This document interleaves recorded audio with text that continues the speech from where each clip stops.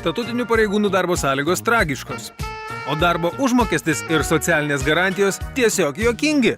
Galbūt politikai galvoja, kad mes išgyvensime misdami pažadais. Todėl jie nuolat mums žada. Tiksliau tariant, meluoja.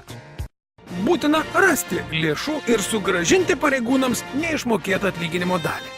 Atlyginimus pareigūnams apie 8–12% padidinsime dar šiais metais. Policijos sistemai šiemet papildomai gali būti skirta 2–3 milijonai litų. O kitais metais policijos pasienio sistemos darbuotojams bus didinamas darbo užmokestis. Pareigūnai algoms kitais metais negaus tiek, kiek jai buvo žadėta šių metų pradžioje. Nes Konstitucinio teismo nutarimo įgyvendinimui, tai yra politikų ir aukšto lygio valdininkų darbo užmokesčio atstatymui reikės per 250 milijonų litų. Jie prieštarauja vienas kitam. Vienas žada, kitas atima. Pavyzdžiui, vidaus reikalų ministras sako, kad dar rudenį bus svarstomas pareigūnų algų didinimas. O finansų ministras savo ruožtu teigia, kad pareigūnai algoms kitais metais negaus tiek, kiek buvo žadėta šiemet.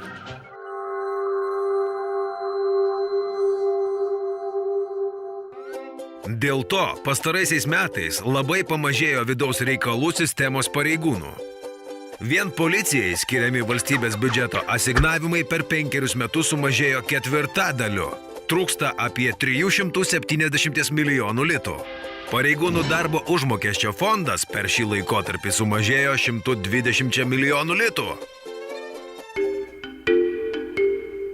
Absurdiški atlyginimai už pavojingas darbo sąlygas policininkams, pasieniečiams, ugniagesiams ir pataisos įstaigų pareigūnams.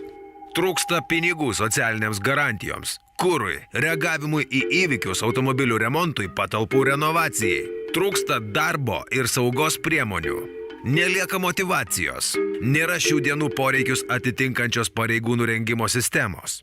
Specialistai palieka tarnybą. Pastaraisiais metais pildosi juodžiausios prognozės. Nuskurdinta policija, ugniagesiai ir kitos tarnybos nebespėja reaguoti į įvykius. To pasekmė įvairios tragedijos. Klaipėdos rajone dėl smurto artimoje aplinkoje nuo sutuoktinio rankos žuvusi 4 vaikų mama. Kudirkos naumiestyje užmuštos 2 moteris. Biržuose nušautas jaunuolis. Dembavoje sudeginta mergina. Mes galime ir norime dirbti savo darbą. Kad Lietuvoje būtų saugu. Tačiau reikalaujame tarnybai tinkamų sąlygų. Junkimės ir kartu reikalaukime, kad prie valstybės vairo stovintys politikai užtikrintų pareigūnams orius atlyginimus, saugias bei tinkamas darbo sąlygas ir socialinės garantijas.